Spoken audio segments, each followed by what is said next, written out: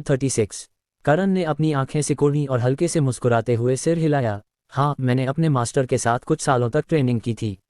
वह आदमी हंसा और कुछ गर्वित दिखा। मुझे पता था, मेरी आंखें बहुत तेज हैं। तो तुम भी मंगलुरु जा रहे हो ना शो देखने? करण ने सिर हिलाकर ना कहा और उत्सुकता से पूछा, शो देखने?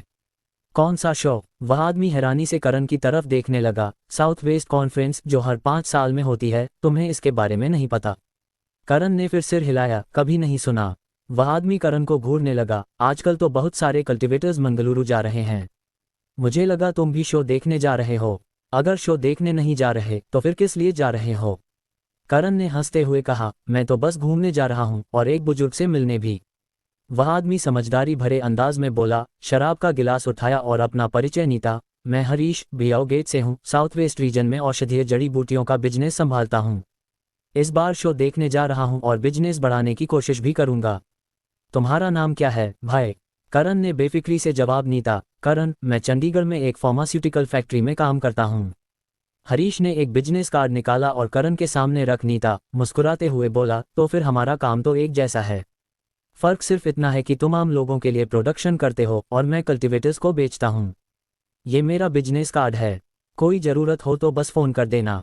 ठीक है। करण ने बिजनेस कार्ड पर नज़र डाली। उस पर बियाओगेट का लोगो था, हरीश का नाम, फ़ोन नंबर और साउथ वेस्ट एरिया मैनेजर का टाइटल। करण ने बियाओगेट के बारे में सुना था। ये एक पुराना सेक्ट था जो औषधीय जड़ी बूटियों की खेती और बिक्री पर फोकस करता था। उनके मुख्य क्लाइंट्स कल्टीवेटर सेक्ट्स थे, जैसे मेडिसिन वैली, बेल्यूमेन और दूसरे मेडिकल सेक्ट्स। मैनेजर हरीश, मुझे बस एल्डर हरीश कहो। हरीश ने करण की बात काटते हुए उसका संबोधन ठीक किया। करण ने हंसते हुए कहा, एल्डर हरीश, इस साउथ वेस्ट कॉन्फ्रेंस के बारे में कुछ बताओ ना। हरीश ने एक मसालेदार चिकन फुट उठाया, उसे चबाते हुए जवाब नीता। सीधे शब्दों में कहूँ तो ये साउथ वेस्ट रीजन के सेक्ट्स का एक जमावड़ा है। हर 5 साल में होता है और सब लोग इकट्ठा होकर मीटिंग करते हैं। फिर हर सेक्ट अपने प्रतिनिधि भेजता है जो अपने सेक्ट की ताकत और विरासत को द्वंद्वों में दिखाता है। कुल मिलाकर ये एक धमाकेदार इवेंट है। चाहे सेक्ट में ज़्यादा ताकत हो या ना हो, कई लोग हलचल में शामिल होने के लिए अपने लोग भेजते हैं, अपनी मौजूदगी दर्ज कराने के लिए। करण को आखिरकार समझ आया, तो पूरे साउथ वेस्ट रीजन के सारे सेक्ट्स इसमें शामिल होंगे। हरीश ने समझाया, कमोबेश, लेकिन असल में जो सेक्ट्स मीटिंग में कुछ कहने की ताकत रखते हैं वो है 3 सेक्ट्स और 4 परिवार, यानी कुल 7 परिवार। कल्टीवेटर्स हमेशा अपनी मुट्ठी से बात करते हैं। इन 7 परिवारों में इनेट ग्रैंड मास्टर्स हैं, तो जाहिर है कि उनकी ताकत और प्रभाव बहुत ज़्यादा है। करण ने हंसते हुए कहा, मुझे इन चीज़ों की ज़्यादा समझ नहीं है। और डिटेल में बताओ ना। हरीश को बातें करने का शौक था। शराब पीते और गप्पे मारते हुए उसने आगे समझाया, 3 सेक्ट्स और 4 परिवार एक सामूहिक नाम है। सीधे तौर पर 3 सेक्ट्स और 4 परिवारों की बात है। 3 सेक्ट्स हैं शेन्यून सिटी का शेन्यून सेक्ट, लोहे माउंटेन का लोहे सेक्ट और जियुए माउंटेन का जियुए सेक्ट। 4 परिवार हैं कन्नूर का कुरैशी परिवार, मैसूर का राय परिवार, उडुपी का थापा परिवार और कोलम का मुखर्जी परिवार। ये 3 सेक्ट्स और 4 परिवार साउथ वेस्ट रीजन के सबसे ताकतवर सेक्ट्स और परिवार हैं। साउथ वेस्ट में कल्टीवेशन की दुनिया के मामले ज़्यादातर इन्हीं 7 परिवारों द्वारा तय होते हैं। करण ने हंसते हुए कहा, कमाल के हैं ये। इस बार कॉन्फ्रेंस मंगलुरु में हो रही है। क्या मंगलुरु में कोई ताकतवर सेक्ट है, जैसे मून रेन सेक्ट? हरीश हंसा। हाँ, इस बार कॉन्फ्रेंस का आयोजक मून रेन सेक्ट है, लेकिन उनकी ताकत ज़्यादा खास नहीं है। उनके पास ग्रैंड मास्टर भी नहीं है। इन्हें ग्रैंड मास्टर तो दूर की बात, ज़्यादा से ज़्यादा वो बस छोटे मोटे काम करने वाले हैं। मून रेन सेक्ट को जियुए सेक्ट का समर्थन है और कहा जाता है कि इस बार की साउथ वेस्ट कॉन्फ्रेंस जियुए सेक्ट ने आयोजित की है, जिसने जिम्मेदारी मून रेन सेक्ट को सौंप दी। करण ने भौहें सिकोड़ी। वह उपमन्यु से बदला लेने जा रहा था और अब उपमन्यु का जियुए सेक्ट से कनेक्शन था। लगता है उसे और सावधानी बरतनी होगी। हरीश को कल्टीवेशन की दुनिया की अच्छी जानकारी थी। शराब पीते और बातें करते हुए करण को साउथ वेस्ट कॉन्फ्रेंस में दिलचस्पी होने लगी। क्या कॉन्फ्रेंस में शामिल होने के लिए कोई न्योता वगैरह चाहिए? हरीश ने हंसते हुए कहा, तुम शामिल होना चाहते हो? मेरे साथ आ जाओ, मैं आयोजकों से कह दूंगा कि तुम मेरे असिस्टेंट हो। करण ने कहा, शुक्रिया। तुम्हारे बताने से लग रहा है कि मुझे अपनी जानकारी बढ़ानी चाहिए। हरीश ने बेपरवाही से हाथ हिलाया, इतना विनम्र क्यों हो? कोई बड़ी बात नहीं है। वैसे तुम खुद भी अप्लाई कर सकते हो, एक फॉर्म भरकर और अपने सेक्ट का प्रूफ देकर। बस थोड़ा झंझट है। करण ने गिलास उठाकर हरीश के साथ टोस्ट किया और मन ही मन सोचा कि बेंगलो भी साउथ वेस्ट रीजन का हिस्सा है। क्या इसका मतलब ये है कि बेंगलो के बड़े परिवार भी साउथ वेस्ट कॉन्फ्रेंस में हिस्सा लेंगे? पासवान परिवार, शेन्यून सेक्ट, शेन्युन सेक्ट का ख्याल आते ही करण को वो 3 औरतें याद आईं जो शेन्युन सिटी में ट्रेन में चढ़ी थीं।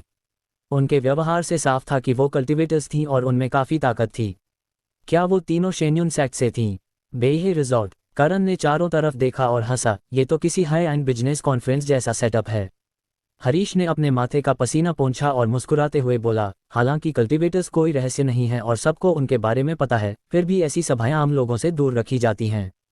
वेकेशन होटल्स या समर रिजॉर्ट्स में इन्हें आयोजित करना सबसे सही होता है। दोनों होटल के प्रवेश द्वार पर बात कर रहे थे, तभी एक काली लिमोजीन उनके सामने रुकी। ट्रेन में मिली वो 3 औरतें कार से उतरीं। हरीश का चेहरा बदल गया। तुमने जिन 3 लोगों का जिक्र किया था, क्या वो यही हैं? करण ने सिर हिलाया। हाँ, तुम इन्हें जानते हो। हरीश ने धीरे से कहा, सबसे उम्रदराज वो हैं, शेन्युन सेक्ट की एल्डर मानचंद, एक इनेट ग्रैंड मास्टर। तभी वो 3 औरतें उनकी तरफ बढ़ीं। हरीश को डर था कि उनकी बात सुन ली जाएगी, इसलिए उसने मुंह बंद कर लिया और चेहरे पर सम्मानजनक भाव ला लिया। मध्यम आयु की औरत ने करण को देखा, मुंह सिकुड़ी और थोड़ा झिझकते हुए पूछा, तुम किस परिवार से हो? करण ने मुस्कुराते हुए कहा, कोई सेक्ट नहीं, कोई स्कूल नहीं, मैं यहाँ बस कुछ अनुभव लेने आया हूँ। हरीश ने जल्दी से अपना परिचय नीता, एल्डर मानचंद, नमस्ते। मैं हरीश हूँ, भैयाओ गेट का south west area manager. Manchand ने ठंडेपन से सिर हिलाया और कुछ बोली नहीं। मध्यम आयु की औरत ने जल्दी से उन्हें होटल के अंदर ले लिया। जाहिर था कि वो हरीश को ज्यादा तवज्जो नहीं दे रही थीं। ठंडी और घमंडी लड़की करण के पास आए, उसे ऊपर से नीचे तक देखा और तंज कसते हुए बोली, तुम उनके साथ आए हो? करण ने ईमानदारी से सिर हिलाया, हाँ। उस ठंडी और घमंडी लड़की ने हंसकर कहा, तो तुम्हें मुझे धन्यवाद देना चाहिए कि मैंने तुम्हें अच्छी जगह दिलवाई, वरना तुम यहाँ घुसने के काबिल भी नहीं होते। करण ने भौहें सिकोड़ी लेकिन कुछ नहीं बोला।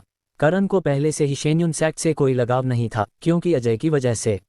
अब इन 3 घमंडी औरतों से मिलकर उसकी नाराजगी और बढ़ गई और वह स्वाभाविक रूप से उनके साथ कोई बात नहीं करना चाहता था।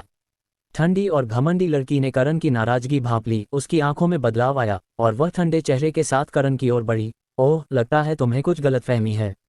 नीता, चलो। मध्यम आयु की औरत की आवाज अंदर से आई। ठंडी और घमंडी लड़की रुक गई, उसने करण की ओर इशारा किया और बोली, अगर हिम्मत है तो यहीं रहना।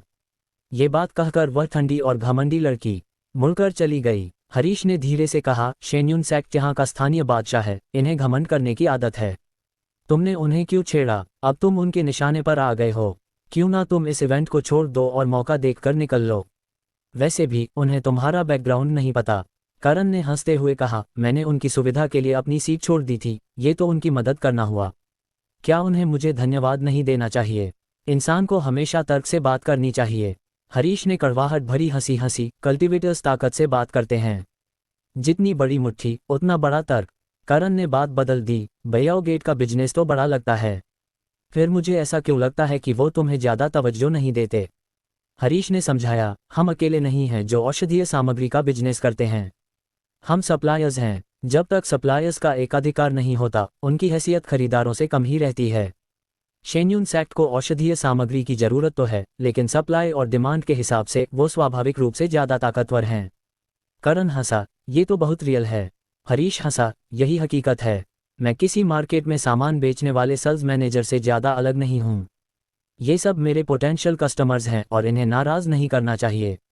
हरीश ने फिर से बात को मौजूदा मुद्दे पर लाया और गंभीरता से सुझाव नीता, सीरियसली, क्यों ना तुम पहले निकल लो और उनकी परेशानी से बच जाओ। भले ही वो तुम्हें मार न दें, लेकिन वो तुम्हें सबके सामने बेइज्जत कर सकते हैं, तुम्हें पीट सकते हैं, जो पूरी तरह से बेकार है। करण ने मुस्कुराते हुए कहा, 3 सेक्ट्स और 4 परिवार, यहाँ शेन्युन सेक्ट का एक छत्र राज नहीं है। कोई बात नहीं, जब मैं यहाँ आ ही गया हूँ तो कुछ सीख कर ही जाऊंगा। हरीश ने बेबसी भरे अंदाज में कहा, फिर तुम अपनी आंखें खुली रखना और जितना हो सके उनसे बचना, उनसे सीधे टकराव मत करना। ठीक है। हरीश ने करण का चेक इन करवाया। करण और हरीश एक स्टैंडर्ड रूम में रुके। करण को कुछ सलाह देने के बाद हरीश अपने क्लाइंट से मिलने और अपने बिजनेस में व्यस्त हो गया। करण ने अकेले घूमने का फैसला किया। रिजॉर्ट बहुत बड़ा था, लेकिन इस इवेंट के लिए इसे पूरी तरह से ब्लॉक कर नीता गया था, बाहरी लोगों का प्रवेश वर्जित था। केवल कल्टिवेटर्स को ही अंदर आने की इजाजत थी। करण के पास न तो कोई दोस्त थे जिनसे वह मिल सके, न ही कोई खास काम, इसलिए वह रिजॉर्ट के अंदर पैदल रास्ते पर चलने लगा। घूमते घूमते करण एक पहाड़ के पास बनी एक छोटी इमारत के पास पहुंच गया। इमारत से थोड़ी दूर पर एक छोटा सा झरना था, जिसमें साफ पानी बह रहा था और हरी भरी वनस्पति थी, जो बहुत ही सुहावना दृश्य बना रही थी। हाँ, एक बच्चे की हंसी ने करण का ध्यान खींचा। करण ने बगल में देखा और अचानक चौंक गया। इमारत की टेरेस की रेलिंग पर लगभग 3 साल की एक छोटी बच्ची उत्साह से अपने शरीर को रेलिंग के बीच से बाहर निकालने की कोशिश कर रही थी। जब तक करण ने उसे देखा, उसका आधा से ज्यादा शरीर पहले ही बाहर निकल चुका था। करण ने तुरंत इमारत के नीचे की ओर दौड़ना शुरू किया। जैसे ही करण इमारत के नीचे पहुंचा, बच्ची का शरीर पूरी तरह से रेलिंग के बीच से निकल गया और वह अचानक झुककर सीधे जमीन की ओर गिरने लगी। आह! बच्ची हवा में गिरते हुए चीखी और उसी समय रेलिंग के पास एक युवा आकृति भूत की तरह प्रकट हुई, बहुत तेजी से चल रही थी। हालांकि वह आकृति कितनी भी तेज क्यों न हो, गिरती हुई बच्ची से तेज नहीं हो सकती थी।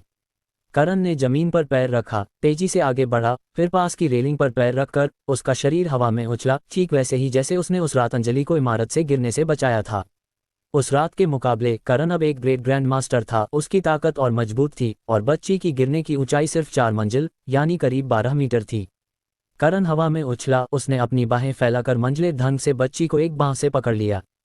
करण की हरकतें नर्म थीं, उसने बच्ची को कसकर पकड़ा, उसकी नीचे की गति को कम किया, उसके शरीर को सुरक्षित किया, फिर उसने अपनी कमर को थोड़ा मोड़ा और अपने शरीर को नीचे गिरने नीता, नीचे घास पर स्थिरता से उतर गया।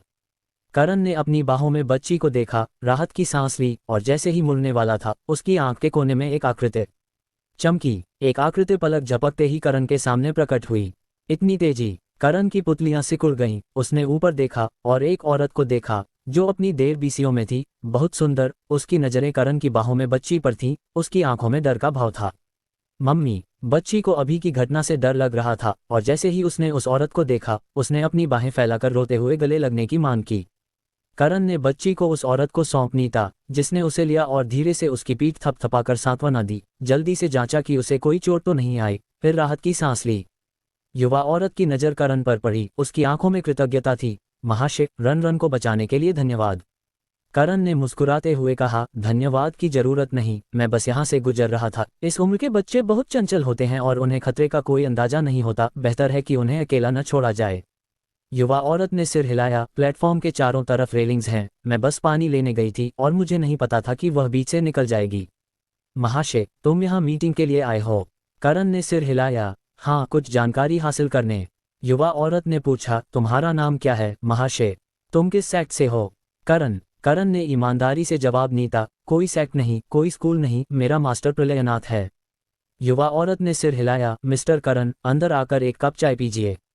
करण ने आंसुओं से भरी बच्ची को देखा और मुस्कुराते हुए मना किया, चाय की जरूरत नहीं, तुम उसके साथ रहो।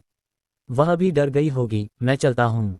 करण ने बेपरवाही से विदा ली, मुड़ा और निर्णायक रूप से चला गया। युवा औरत ने करण की पीठ को देखा, उसकी आंखों में कृतज्ञता और प्रशंसा थी। उसने उसकी पहचान भी नहीं पूछी, न ही मौके का फायदा उठाकर कोई रिश्ता जोड़ने की कोशिश की, बस इतने बेपरवाह ढंग से चला गया। ऐसा स्वभाव बहुत कम देखने को मिलता है। किसी को उसकी जांच करनी चाहिए। उसकी मदद को बिना किसी बदले के स्वीकार नहीं किया जा सकता। करण ने ज्यादा नहीं सोचा, उसने एक प्यारी सी बच्ची को बचाया और उसका मूड अच्छा था।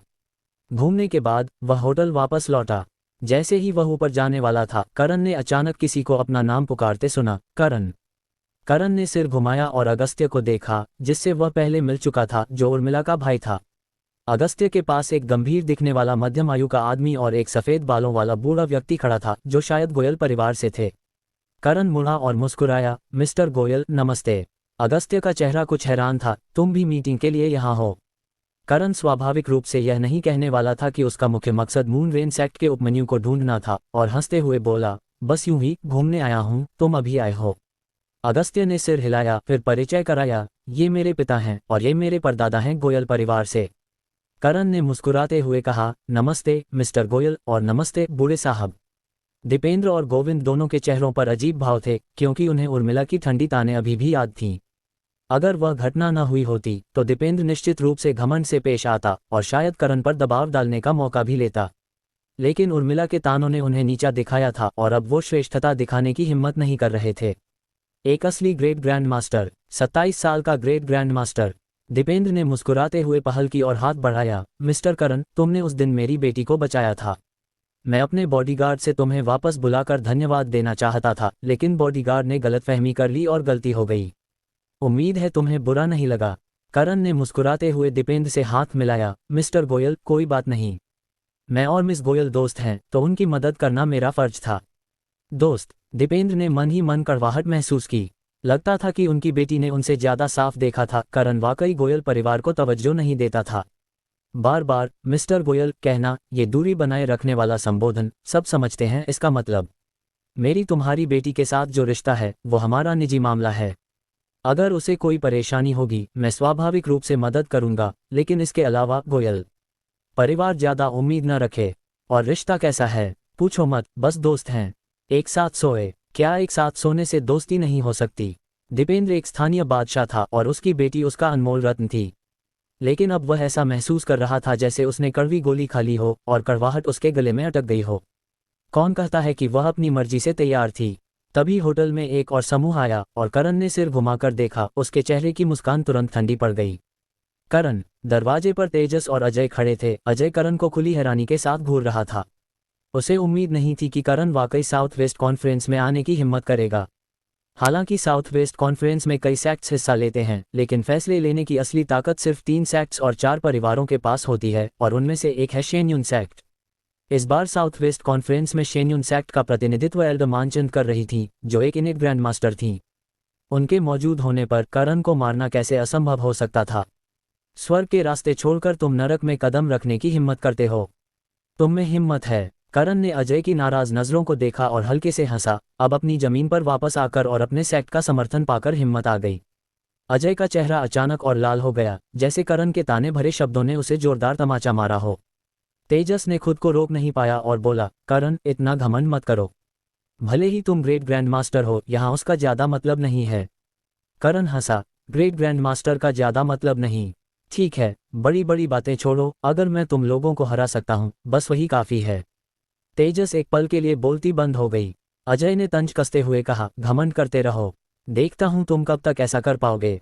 करण ने हल्के से मुस्कुराया। क्या अजय, तुम शेन्युन सेक्ट की इनेट ग्रैंड मास्टर एल्डर मानचंद पर भरोसा कर रहे हो? मुझे डर है कि वह खुद को बचाने में इतनी व्यस्त हैं कि तुम्हारी मदद करने नहीं आ पाएंगी। अजय का चेहरा बदल गया। तुमने क्या कहा? करण हंस पड़ा लेकिन और कुछ नहीं बोला। करण ने मानचंद को 2 बार करीब से देखा था। भले ही वह एक इनेट ग्रैंड मास्टर थी, लेकिन उन्हें चलने फिरने में मध्यम आयु की औरत का सहारा चाहिए था। हालांकि उनकी ऊंची हैसियत एक कारण थी, लेकिन बड़ा कारण यह था कि वह बीमार थीं। उनका शरीर बहुत कमजोर था। वरना एक कल्टीवेशन विशेषज्ञ के रूप में कौन अपनी कमजोरी दिखाना चाहेगा और चलते समय सहारे की जरूरत दिखाएगा? इसी कारण से भले ही शेन्युन सेक्ट के पास मानचंद जैसी इनेट ग्रैंड मास्टर थी, करण को डर नहीं था। करण का शांत रवैया देखकर अजय का दिल अचानक घबरा गया। वह मानचंद की मौजूदगी पर भरोसा करके इतनी हिम्मत से बोल रहा था, लेकिन करण ने कहा कि वह खुद को बचाने में असमर्थ हैं। मुझे उनसे तुरंत मिलना होगा। अजय ने हंसकर कहा, तुम इंतजार करो। वह 2 कदम आगे बढ़ा और गोयल परिवार के लोगों को देखकर घमंड से हंसा और तेजी से चला गया। तेजस उसके पीछे पीछे भागा। दीपेंद्र ये देखकर हैरान रह गया कि करण ने अजय से सीधे टकराव लिया। आखिर ये साउथ वेस्ट कॉन्फ्रेंस थी और 3 सेक्ट्स और 4 परिवार मौजूद थे, जिसमें शेन्युन सेक्ट की इनेट ग्रैंड मास्टर भी शामिल थीं। फिर भी करण ने शेन्युन सेक्ट के युवा मास्टर को बिना किसी सम्मान के चुनौती दी। क्या ये मुसीबत को न्योता देना नहीं था? वह अचानक करण से दूरी बनाना चाहता था, ताकि अंत में खून के छींटे उस पर न पड़ें। उसे पहले करण से बात करने का भी पछतावा हो रहा था। करण से बात करके उसने दोस्ती नहीं बनाई, बल्कि अजय और तेजस का ध्यान अपनी ओर खींच लिया। उनके नजरिए में करण और उर्मिला का रिश्ता और गोयल परिवार और करण का रिश्ता, क्या ये एक ही नाव में सवार नहीं है? अगर करण को कुछ हुआ तो क्या गोयल परिवार अगला निशाना नहीं होगा? बदकिस्मती। दीपेंद्र ने जल्दी से फैसला लिया। चूंकि तुम हमसे दूरी बनाना चाहते हो, तो हम भी तुमसे दूरी बनाएंगे। ये उचित और तार्किक है ना? दीपेंद्र ने अपना फोन निकाला, उस पर नजर डाली और मुस्कुराया। मिस्टर करण, मेरा एक दोस्त मेरा इंतजार कर रहा है। हम पहले चलते हैं, बाद में बात करेंगे। करण ने हल्के से मुस्कुराया। ठीक है मिस्टर गोयल, फिर मिलते हैं। दीपेंद्र की सूक्ष्म प्रतिक्रिया करण की नजरों से नहीं बची, लेकिन उसे परवाह नहीं थी। वह उर्मिला के साथ अपने मामले में गोयल परिवार को शामिल नहीं करना चाहता था, क्योंकि धनी परिवारों के शामिल होने से भावनाएं बहुत जटिल और अशुद्ध हो जाती हैं। वह उर्मिला की मदद सिर्फ इसलिए कर रहा था क्योंकि वह उसकी औरत थी, उसका पारिवारिक बैकग्राउंड चाहे जो भी हो। करण होटल के कमरे में लौटा, जहां हरीश अपना सूटकेस पैक कर रहा था, जिसमें जंगली जिनसेंग के छोटे छोटे डिब्बों में पैक किए गए थे। ये वो तोहफे थे जो उसने अपने क्लाइंट्स के लिए तैयार किए थे। करण को देखकर हरीश ने पैकिंग करते हुए बेपरवाही से पूछा, कहाँ गए थे? करण हंसा, बस इधर उधर घूम रहा था। ओह एल्डर हरीश, मैं अपने लिए अलग कमरा लेने जा रहा हूँ। हरीश हैरान हुआ, क्यों, क्या तुम्हें एक साथ कमरा शेयर करने की आदत नहीं है? करण ने स्पष्ट जवाब नीता, मैं अभी कुछ दोस्तों से मिला और लगता है कुछ परेशानी मेरे रास्ते में आ रही है। मैं नहीं चाहता कि तुम मेरी वजह से मुसीबत में पड़ो, क्योंकि तुमने मुझे यहाँ दयालुता से लाया है। हरीश ने भौहें सिकोड़ी, तो तुम अभी निकल जाओ। यहाँ और क्या कर रहे हो? सेफ्टी पहले, अगर तुम चले जाओ तो वो तुम्हारा पीछा नहीं करेंगे। करण ने सिर हिलाया, मुझे उनसे डर नहीं है, मैं बस नहीं चाहता कि तुम इसमें फंसो। हरीश ने करण को चिंता से देखा, शेन्यून सेक्ट। करण ने सिर हिलाया, मैं तो उन औरतों से बचने की कोशिश कर रहा था और कोई परेशानी नहीं चाहता था, लेकिन अभी मैं अजय से मिला जो शेन्यून सेक्ट का युवा मास्टर है। कुछ दिन पहले मैंने उसे पीटा था। क्या बात है? हरीश की आंखें हैरानी से फैल गईं, वह विश्वास से करण को घूरने लगा, तुमने शेन्यून सेक्ट के युवा मास्टर को पीटा? हाँ, करण ने शांति से हंसते हुए कहा, तो सामान्य तौर पर मेरा शेन्यून सेक्ट से कुछ टकराव होगा और मैं नहीं चाहता कि तुम इसमें शामिल हो। हरीश ने अविश्वास से करण को देखा, भाई तुम किस सेक्ट से हो? करण ने सिर हिलाया, मैंने तुमसे झूठ नहीं बोला। मेरे पास वाकई कोई सेक्ट नहीं, कोई स्कूल नहीं, बस एक मास्टर है जिसे मैं नहीं जानता कि वह कहाँ गया। हरीश ने आंखें मटकाईं, तुम्हारी ताकत क्या है?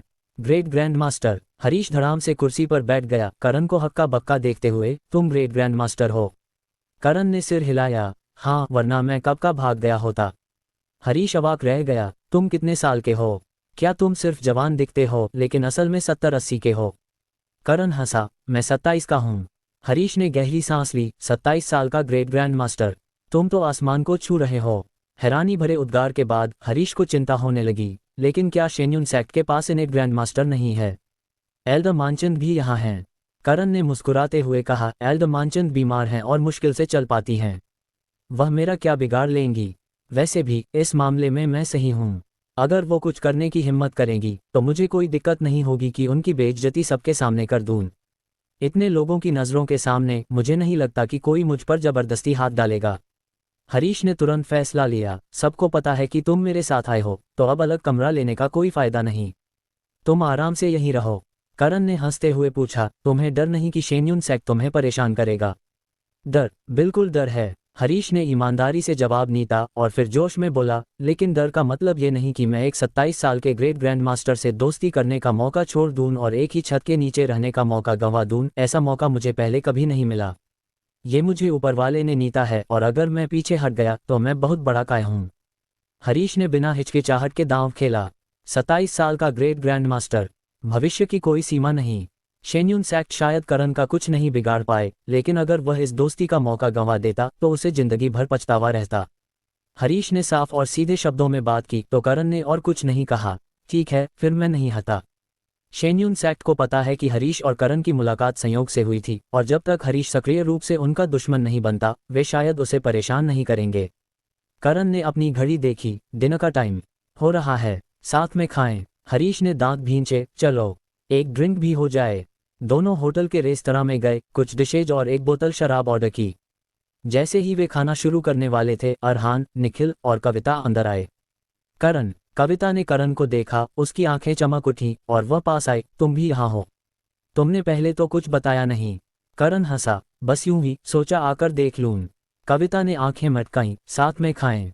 करण की नज़र अरहान पर पड़ी, तुम सबको पता होगा कि मैंने शेन्यून सेक्ट के अजय को पीटा था। अभी मैं उससे और तेजस से मिला और उसने मुझसे कहा कि मेरा इंतजार करो। लगता है वह मुसीबत ढूंढ रहा है। तुम लोग मुझसे दूर रहो ताकि शेन्यून सेक्ट और पासवान परिवार तुम पर गुस्सा न निकालें। अरहान एक पल के लिए झिझका, उसकी आंखों में अनिश्चितता चमकी, लेकिन एक सेकंड से भी कम में वह मुस्कुराया और करण के सामने बैठ गया। हालांकि जायसवाल परिवार के पास एक भी ग्रेट ग्रैंड मास्टर नहीं है, लेकिन हम दोस्त को मुसीबत में नहीं छोड़ सकते। निखिल और कविता भी बैठ गए, उनकी आंखों में थोड़ा उत्साह और घबराहट थी। वे सब समझदार लोग थे और स्वाभाविक रूप से समझ गए कि अरहान के पहले बैठने का क्या मतलब था। करण ने पहले जायसवाल चटर्जी पांडे के साथ मिलकर मल्होत्रा परिवार को खत्म किया था। वे दोस्ताना सहयोगी थे और करण के साथ उनका रिश्ता अभी हनीमून फेज में था।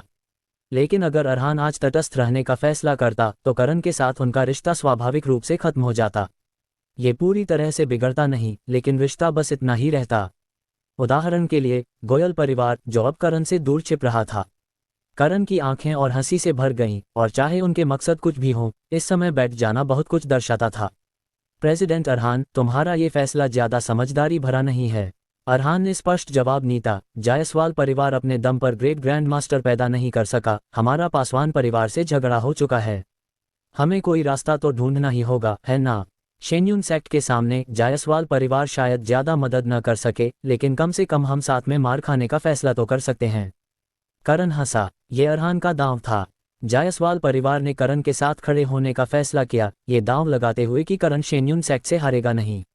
अगर करण हार गया और जायसवाल परिवार को नुकसान हुआ तो उन्होंने अपना दांव हार लिया। लेकिन अगर करण नहीं हारा और भविष्य में इन्हें ग्रैंड मास्टर बन गया तो ये दोस्ती जायसवाल परिवार की रक्षा के लिए काफी होगी। ठीक है, साथ में मार खाएंगे। अरहान अचानक हंसा। मुझे लगता है कि पहले निरंजन और हरिदास को मार खाने की बात बता देनी चाहिए, ताकि वो शिकायत न करें कि हमने उन्हें नहीं बताया। यहाँ तो काफी रौनक है। जैसे ही निरंजन और उनके पिता और हरिदास और उनके पिता बैठे, एक ताने भरी आवाज उनके पास से आई। टेबल पर का जीवंत माहौल तुरंत ठंडा पड़ गया। करण ने सिर घुमाया और उस ठंडी और घमंडी लड़की को देखा जिससे वह ट्रेन में पहले मिला था। उसने अपनी बाहें क्रॉस की थीं और उसे ऊपर से नीचे देख रही थी। उसकी आंखों में एक बिल्ली के चूहे को पकड़ने जैसी चमक थी। उस ठंडी और घमंडी लड़की के पास एक आदमी खड़ा था जो अपनी देर बीसियों में था, चापलूसी भरी मुस्कान के साथ। मिस दिया, क्या ये वो लड़का है जिसने तुम्हें अपमानित करके नाराज किया? नीता की नज़र टेबल पर घूमी। तुम्हारी तो काफ़ी इज्जत है। देखो, तुम भागे नहीं बल्कि यहाँ बैठकर खाने पीने का मजा ले रहे हो। ये मुझे थोड़ा हैरान करता है। करण ने हल्के से मुस्कुराया। मैंने कुछ गलत नहीं किया तो भागूं क्यों? नीता ने तंज कसते हुए कहा, तुमने मुझे नाराज किया है। करण ने उदासीनता से पूछा, क्या इसलिए कि मैंने तुम्हारी मरीज की सुविधा के लिए अपनी जगह छोड़ दी, या इसलिए कि मैं इस कॉन्फ्रेंस में खुलेआम और ईमानदारी से शामिल हुआ, या शायद इसलिए कि मैंने तुम्हें चापलूस की तरह पूरा सम्मान नहीं नीता जिससे तुम नाखुश हो? नीता का चेहरा अचानक बदल गया। करण के शब्दों ने उसे बिल्कुल भी इज्जत नहीं दी। सबके सामने ऐसे बोलना जैसे उसका मुंह कीचड़ में रगड़ना था। चुप रहो। नीता के पास खड़े आदमी ने स्थिति देखी और जल्दी से आगे बढ़ा, करण की ओर इशारा करते हुए। मिस दिया, शेन्यून सेक्ट की एल्डर मानचंद की प्यारी परपोती हैं, और तुम जैसे छोटे मोटे इंसान के ताने सहने वाली नहीं हैं। तुरंत माफी मांगो। करण की नज़र उस आदमी पर पड़ी और वह हंस पड़ा। तुम तो सचमुच उसका साथ दे रहे हो। तुम कौन हो? उस आदमी ने ठंडेपन से हंसकर कहा, मून रेन सेक्ट का अंकु। करण ने आंखें मटकाईं। उपमन्यु, तुम्हारा क्या लगता है? अंकु का चेहरा बदल गया। तुम मेरे परदादा का नाम सीधे लेने की हिम्मत कैसे करते हो? करण ने मुस्कुराया। नाम तो बोलने के लिए ही होते हैं, है ना? वह तुम्हारे परदादा हैं, मेरे नहीं। अंकु ने गुस्से में कहा, घमंडी। ये जगह तुम जैसे लोगों के लिए नहीं है। निकल जाओ। करण ने हल्के से मुस्कुराया। हालांकि मैंने सुना है कि मून रेन सेक्ट इस साउथ वेस्ट कॉन्फ्रेंस का आयोजन कर रहा है। इसका मतलब ये नहीं कि उनके पास ये तय करने का हक है कि कौन शामिल हो सकता है और कौन नहीं। वैसे भी तुम न तो मून रेन सेक्ट का प्रतिनिधित्व करते हो, न ही जीओए सेक्ट का। अंकु ने तंज कसते हुए कहा, तुम्हारी जबान तो बहुत तेज है और तुम बेअदब हो। चूंकि तुम नहीं जा रहे तो मैं तुम्हें बाहर फेंक दूंगा। अंकु ने सिर घुमाया और कहा, जे तुम इसकी टांगें तोड़ो और इसे बाहर फेंक दो। अंकु के पीछे खड़ा मध्यम आयु का आदमी जैसे ही आगे बढ़ने वाला था, अरहान ने गहरी आवाज में कहा, जब तक कोई कल्टिवेटर है वह साउथ वेस्ट कॉन्फ्रेंस में हिस्सा ले सकता है। मून रेन सेक्ट को कब से ये तय करने का हक मिल गया कि कौन शामिल हो सकता है और कौन नहीं? अंकु, क्या तुम पक्का कह रहे हो कि तुम मून रेन सेक्ट की ओर से बोल रहे हो और उन शब्दों की जिम्मेदारी लेने को तैयार हो? अंकु अरहान की डांट से कुछ डर गया। आखिरकार वह सिर्फ दिया को खुश करने की कोशिश कर रहा था और उसके पास ये तय करने का अधिकार नहीं था कि कौन हिस्सा ले सकता है और कौन नहीं। तुम कौन हो? अरहान ने तंज कसते हुए कहा, मैं अरहान हूँ, बेंगलो के जायसवाल परिवार का मुखिया। क्या तुम मुझे भी निकलने को कहना चाहते हो? निरंजन ने आराम से कहा, बेंगलो के चटर्जी परिवार का मुखिया निरंजन। मेरे चटर्जी परिवार में न तो ग्रेट ग्रैंड मास्टर्स हैं, न ही इनेट ग्रैंड मास्टर्स। लगता है हम साउथ वेस्ट कॉन्फ्रेंस में हिस्सा लेने के काबिल नहीं हैं। हरिदास ने अपनी बाहें मोड़ ली। उसकी आंखें ठंडी थीं। मून रेन सेक्ट को जीओए सेक्ट का समर्थन है तो वो काफ़ी हिम्मत दिखा सकते हैं। हम जैसे छोटे परिवारों की तरह नहीं, जिन्हें बोलते समय ज़्यादा भरोसा नहीं होता। तीनों ने नज़रें मिलाईं और शब्दों का आदान प्रदान किया, जिससे अंकु का चेहरा हरा पड़ गया। हालांकि मून रेन सेक्ट इस इवेंट का आयोजक था, लेकिन वे सिर्फ जीओए सेक्ट के साथ सहयोग कर रहे थे और ये नहीं दर्शाता था कि मून रेन सेक्ट कितना ताकतवर था। बेंगलो साउथ वेस्ट रीजन का एक बड़ा शहर था और बेंगलो के 8 बड़े परिवार, भले ही साउथ वेस्ट के 3 सेक्ट्स और 4 परिवारों के स्तर पर न हो, फिर भी प्रतिष्ठित माने जाते थे। कोई भी मून रेन सेक्ट से कमतर नहीं था। यहाँ तक कि मून रेन सेक्ट का सेक्ट मास्टर भी यहाँ होता तो भी वह तीनों परिवारों के मुखियाओं के साथ शिष्टाचार से पेश आता। अंकु मून रेन सेक्ट के एक जूनियर मेंबर के रूप में तीनों परिवारों के मुखियाओं को निकलने के लिए कहने की हिम्मत नहीं करता। अंकु हकलाया, मेरे शब्द आप तीनों के लिए नहीं थे बल्कि इस घमंडी लड़के के लिए थे। नीता को उम्मीद नहीं थी कि कोई करण का साथ देगा और उसने तंज कसते हुए कहा, ये मेरे और इस लड़के के बीच का निजी झगड़ा है। जो भी उसकी मदद करेगा वह मेरे शेन्यून सेक्ट का दुश्मन होगा। इसे बाहर फेंक दो। नीता का बयान देखकर अंकु ने तुरंत सीना तान लिया, अपना घमंडी रवैया वापस पा लिया और अभिमान से आदेश, नीता, जितोम, इसे बाहर फेंक दो। नीता ने साफ कर नीता था कि जो भी इस लड़के की मदद करेगा वह शेन्यून सेक्ट का दुश्मन होगा। वो शेन्यून सेक्ट था 3 सेक्ट्स और 4 परिवारों में से एक। क्या जायसवाल, चटर्जी और वी परिवार, जिनके पास एक भी ग्रेट ग्रैंड मास्टर नहीं था, शेन्यून सेक्ट के सामने कुछ बोल सकते थे। अरहान कुछ बोलने वाला था लेकिन करण ने उसका हाथ पकड़ लिया और हल्के से मुस्कुराया, उसे कोशिश करने दो।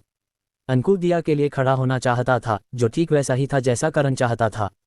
करण सोच रहा था कि चूंकि उसे शेन्यून सेक्ट ने निशाना बनाया था तो वह उपमन्यु को कैसे ढूंढेगा। अंकु ने खुद सामने आकर, क्या ये सही मौका नहीं था? अगर वह छोटे को मारता तो क्या बड़ा वाला डर के मारे सामने नहीं आता? चूंकि शेन्यून सेक्ट की दिया और अजय उसे परेशान करने के लिए तैयार थे तो क्यों न इस मौके का फायदा उठाकर मामले को और बड़ा कर नीता जाए। ये साउथ वेस्ट कॉन्फ्रेंस थी जहां 3 सेक्ट्स और 4 परिवार मौजूद थे। शेन्यून सेक्ट भले ही ताकतवर था लेकिन ये 7 बड़े में से सिर्फ एक था और यहाँ उनका एक छत्र राज नहीं था।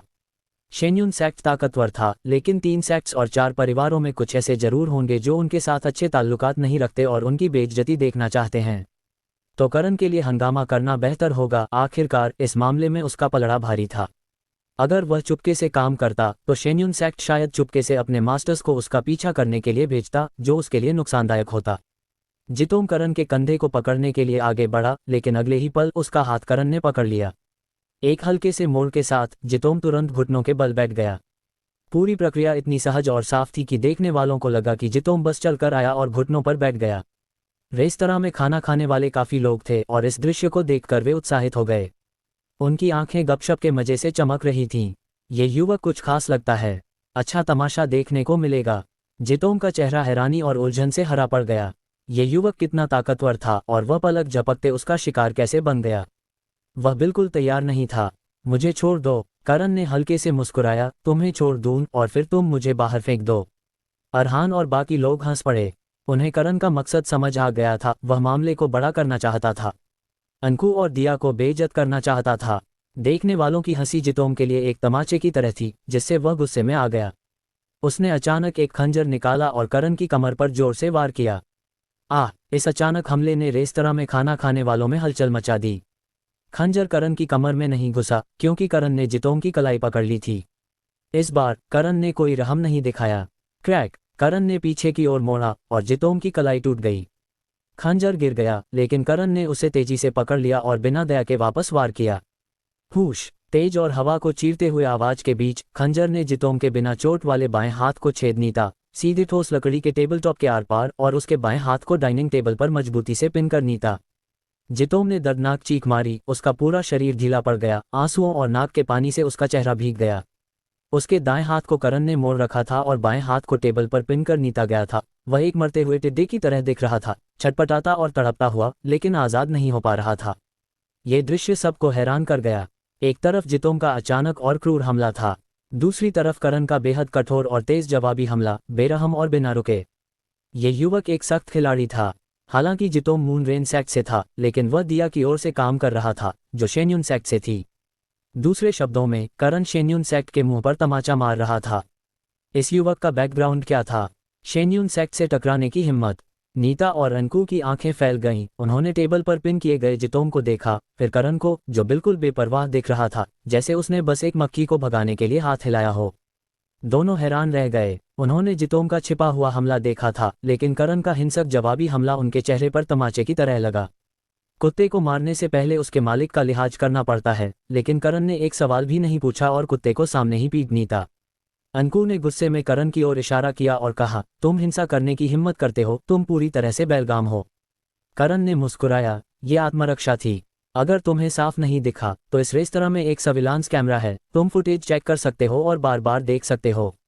करण ने पास ही के सर्विलांस कैमरे की ओर बेपरवाही से इशारा किया, पूरी तरह से शांत दिख रहा था, जैसे उसे किसी को चोट पहुंचाने के बाद कोई चिंता या बेचैनी नहीं थी। अंकु ने तंज कसते हुए कहा, क्या तुम सोचते हो कि थोड़ी सी स्किल्स होने से तुम यहाँ अछूत हो गए हो?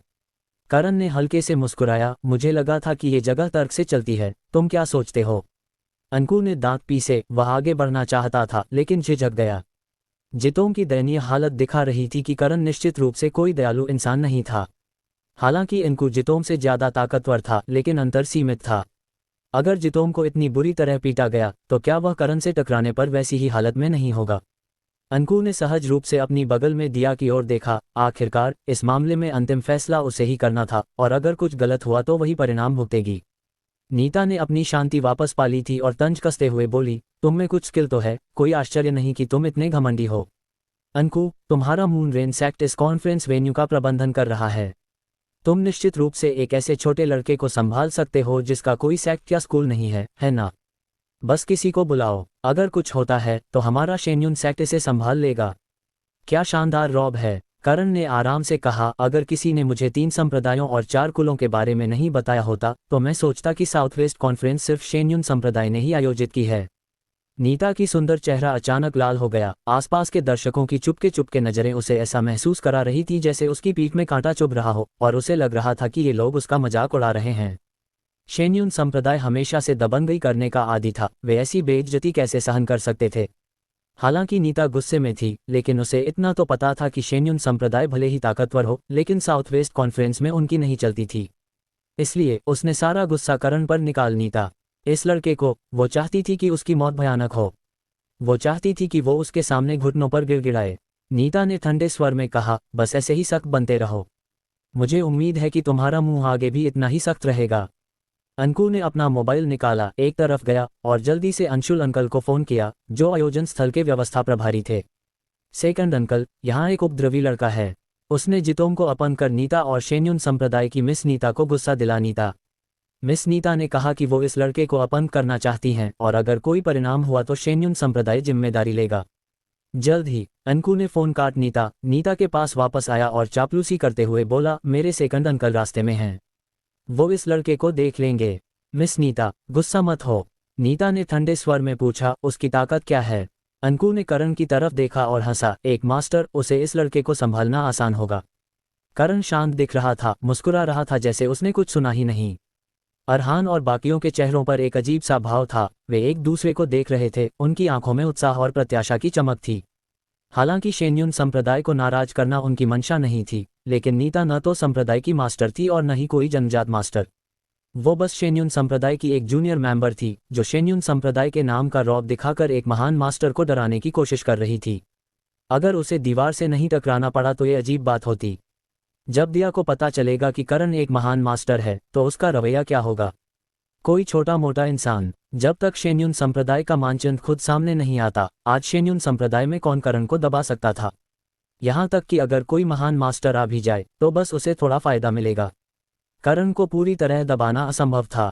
अंकु ने करण को बैठे हुए देखा और हंसा, लड़के, तुमने जितों को छोड़ दिया और सरेंडर कर लिया, ये समझदारी होगी, वरना बाद में तुम्हें पछताने का मौका भी नहीं मिलेगा। करण ने सिर झुकाकर दयनीय हालत में पड़े जितों को देखा और आराम से बोला, तुम मूनरेन संप्रदाय के शिष्य हो। उसने तुम्हें लड़ने के लिए बुलाया और तुम्हारी ये हालत हो गई। वो बस बातें कर रहा है, तुम्हें खींचकर ले जाने की हिम्मत भी नहीं कर रहा। क्या मूनरेन संप्रदाय के सदस्यों के बीच का रिश्ता इतना खराब हो गया है? ऐसा संप्रदाय, ठीक है, जब कुछ नहीं होता तब तो ठीक है, लेकिन अगर कुछ हुआ तो सब अपनी जान बचाने के लिए भागेंगे। ही। रेस्टोरेंट में मौजूद दर्शकों के चेहरे के भाव और भी सूक्ष्म हो गए। ये लड़का आज मूनरेन संप्रदाय और शेन्युन संप्रदाय के चेहरों को रौंदने की योजना बना रहा था। ये लड़का कहाँ से आया? अज्ञात। क्या ये सच है या झूठ? कोई उत्पत्ति नहीं, कोई पृष्ठभूमि नहीं, और इतनी हिम्मत के साथ ऐसा व्यवहार। हालांकि जायसवाल, चटर्जी और निरंजन शेन्युन संप्रदाय से कमतर थे, फिर भी वे प्रसिद्ध और सम्मानित परिवार थे। वे उसके साथ एक ही टेबल पर बैठे थे, यहाँ तक कि उसकी मदद के लिए बोल भी रहे थे। क्यों? अंकु का चेहरा करण के ताने से लाल हो गया और वो चाहता था कि करण के मुंह पर मुक्का मार दे, लेकिन उसकी हिम्मत नहीं हुई। जितों की टूटी कलाई और टेबल पर कील से चिपकी हुई उसकी हथेली उसे याद दिला रही थी कि अगर वो आगे बढ़ा तो शायद उसका भी वही हाल होगा। बाद में तुझे मार डालूंगा। अंकु ने मन ही मन करण को गाली दी, उसे अभी के लिए घमंड करने दिया और देखता था कि बाद में वो इतना सख्त रह पाता है या नहीं। नीता ने अपनी बाहें क्रॉस की और ठंडे स्वर में हंसी, बिना कुछ बोले। उसके हिसाब से करण की सारी हरकतें एक मरते हुए टिड्डे की बेकार की छटपटाहट से ज़्यादा कुछ नहीं थीं। भले ही वो कुछ और बार छटपटाए, जब मौत निश्चित थी तो क्या फ़र्क पड़ता। पैरों की आवाज़ें गूंजी जब मूनरेन संप्रदाय के अंशुल रेस्टोरेंट के प्रवेश द्वार पर दिखाई दिए। उनके पीछे विंडेन रेन संप्रदाय के 2 शिष्य थे। उन्होंने रेस्टोरेंट को स्कैन किया, फिर उनकी नज़र करण पर पड़ी और वो तेजी से उसकी ओर बढ़े। अंकु जल्दी से उनके पास गया, करण की ओर इशारा करते हुए बोला, सेकंड अंकल, यही है। अंशुल ने पास आकर टेबल पर बैठे अरहान और बाकियों पर नज़र डाली, दयनीय हालत में पड़े जितोम पर, और आखिरकार करण पर उनकी नज़र रुकी। तुम खुद बाहर जाओगे या मुझे तुम्हें बाहर निमंत्रण देना पड़ेगा? करण हंसा, तुम बिना ये पूछे कि क्या हुआ सीधे कार्रवाई शुरू कर दोगे? अंशुल ने ठंडे स्वर में कहा, मैंने बस इतना देखा कि मेरे मूनरेन संप्रदाय के शिष्य को तुमने घायल किया। जब ऐसा है तो तुम्हें कीमत तो चुकानी ही पड़ेगी। करण खड़ा हुआ और अपने कपड़े ठीक किए, मैं अपने मामले की वजह से बाकी मेहमानों के खाने में खलल नहीं डालना चाहता। ठीक है, तो चलो बाहर चलते हैं। अरहान और बाकी लोग तुरंत खड़े हो गए, हंसते हुए बोले, तो फिर हम सब बाहर चलते हैं और मूनरेन संप्रदाय की ताकत को अच्छे से देखते हैं। तुम नहीं कर सकते। रेस्टोरेंट के प्रवेश द्वार पर अंशुल ने करण को घूरते हुए ठंडे स्वर में आदेश दिया, उसने मेरे शिष्य को घायल किया, उसे पकड़ो। अंशुल के पीछे के 2 आदमियों ने आगे बढ़कर करण की ओर आक्रामक ढंग से कदम बढ़ाए। करण हंसा, तो ये है मूनरेन संप्रदाय की दबंगई। आज मेरी आंखें वाकई खुल रही हैं। दोनों आदमी एक साथ करण की ओर दौड़े। उन्होंने जितोम को गिरते देखा था, जिससे पता चलता था कि उनके सामने खड़ा ये युवा लड़का निश्चित रूप से असाधारण ताकत रखता है। दुर्भाग्य से वे कभी नहीं सोच सकते थे कि करण एक महान मास्टर है। चाहे वे कितनी भी कोशिश करें या कितने भी सावधान रहें, करण के सामने वे छोटे बच्चों की तरह थे जो अपने पहले कदम उठा रहे हों। करण एक तरफ हटा और हल्के से एक झटके में उसने दोनों की गर्दन के पीछे सटीक प्रहार किया। दोनों लकड़ी के खंभों की तरह जमीन पर गिर पड़े। अंशुल का चेहरा शर्मिंदगी से भर गया। पहले जितोम गिरा, फिर उसके 2 काबिल साथी। मूनरेन संप्रदाय बार बार अपनी इज्जत खो रहा था। अंशुल आगे बढ़ा और ठंडे स्वर में बोला, इतनी कम उम्र में इतनी कुशलता, कोई आश्चर्य नहीं कि तुम इतने घमंडी हो। मुझे तुम्हारी तकनीक देखने दे। करण मुस्कुराया, तुम इसके लायक नहीं हो। अंशुल एक पल के लिए रुका, फिर हंसा, मैं 18 साल से मास्टर हूँ। तुम जैसे जवान लड़के को मैं कैसे नहीं संभाल सकता। तुम्हारा घमंड कुछ ज्यादा ही बढ़ गया है। करण हल्के से मुस्कुराया, चलो आजमा के देखते हैं कि तुम्हारा मूनरेन संप्रदाय इतना दबंग होने का हक रखता है या नहीं। अंशुल की आंखों में एक जहरीली चमक उभरी। उसने अपने पैरों से जोर लगाया और एक तोप के गोले की तरह तुरंत बाहर की ओर दौड़ा, फिर एक जोरदार मुक्का मारा। इस मौके के लिए अंशुल ने कोई कसर नहीं छोड़ी, बल्कि पूरी ताकत से हमला किया, जैसे शेर खरगोश से लड़ रहा हो। वो करण को एकदम साफ सुथरे तरीके से हराना चाहता था और मूनरेन संप्रदाय की खोई हुई इज्जत वापस लेना चाहता था। करण आगे बढ़ा और एक हाथ से एकमात्र मुक्का मारा। धम, उनके मुक्के टकराए और अंशुल का शरीर तुरंत एक मारी गई बेसबॉल की तरह अनियंत्रित रूप से उड़ गया, जोर से सीमेंट की जमीन पर जा गिरा। जमीन की चौकोर ईंटें तुरंत चकनाचूर हो गईं और अंशुल का शरीर जमीन पर काफी दूर तक फिसलता चला गया। पफ, जैसे ही अंशुल का शरीर रुका, उसने खून की उल्टी की। उसका चेहरा कागज की तरह पीला हो गया और उसकी आंखें बिना छुपाए डर से भरी थीं। वो जो 18 साल से मास्टर था, इस जवान लड़के के एक ही मुक्के को नहीं झेल सका। ये कैसे संभव था? दृश्य अचानक शांत हो गया। कई दर्शकों की आंखें आश्चर्य और अविश्वास से चौड़ी हो गईं। अंशुल एक मास्टर था, फिर भी इस जवान लड़के ने एक ही मुक्के में मास्टर को हरा दिया। अंकु का मुंह खुला रह गया, उसकी आंखें डर से भरी थीं। उसने अनजाने में अपने पास खड़ी नीता की ओर देखा, केवल ये पाया कि नीता के चेहरे की पिछली घमंड अब घबराहट में बदल चुकी थी।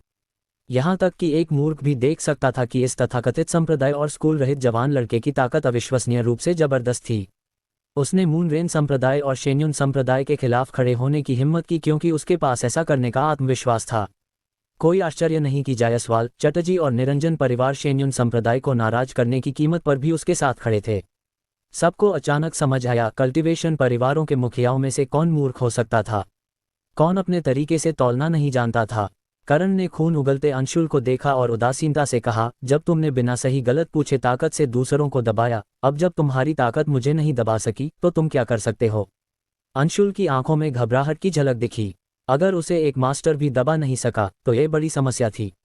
अंशुल ने अनजाने में दिया की ओर देखा। आखिरकार उनकी लगातार की गई कार्रवाइयां क्या दिया की वजह से नहीं थीं? क्या दिया ने नहीं कहा था कि अगर कुछ हुआ तो शेन्युन संप्रदाय संभाल लेगा? मिस दिया सबकी नज़रों के सामने दिया अपनी शांति बनाए रखने में असमर्थ थी। ये साफ था कि मूनरेन संप्रदाय करण का मुकाबला नहीं कर सकता था। अंशुल एक ही मुक्के में गिर गया था और यहाँ तक कि अगर उपमन्यु सामने आता तो शायद वो भी करण को दबा नहीं पाता, बस और ज्यादा इज्जत खोता। दया ने ठंडे स्वर में कहा, तुम सचमुच सोचते हो कि कोई तुम्हें नहीं संभाल सकता? बस इंतजार करो। करण हल्के से मुस्कुराया, ठीक है, मैं तुम्हारे किसी को बुलाने का इंतजार करता हूँ।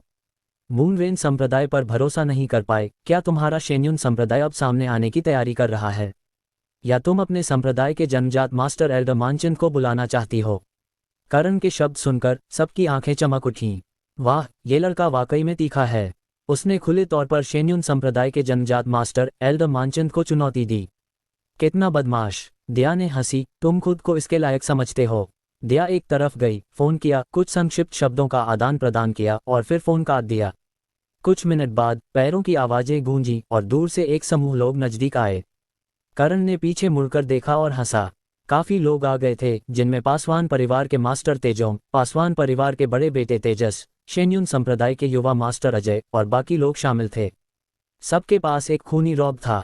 अरहान और बाकी लोग तनावग्रस्त हो गए। आज का टकराव इस बात पर निर्भर करता था कि करण अन्य मास्टर्स के दबाव को झेल पाता है या नहीं। अगर वो झेल लेता तो भले ही शेन्युन संप्रदाय के पास जन्मजात मास्टर हो, वे कुछ हद तक संकोच करेंगे। लेकिन अगर मास्टर्स भी उस पर हावी हो गए तो करण निश्चित रूप से दब जाएगा। अजय करण के सामने आया, उसकी नज़र सब पर घूमी। उसने खून उगलते अंशुल को देखा और हंसा, करण, तुम तो खूब हंगामा मचाने में माहिर हो, है ना? तुम बस मरने के लिए बेताब हो क्या? मरना है या नहीं, मैंने इस बारे में सोचा नहीं।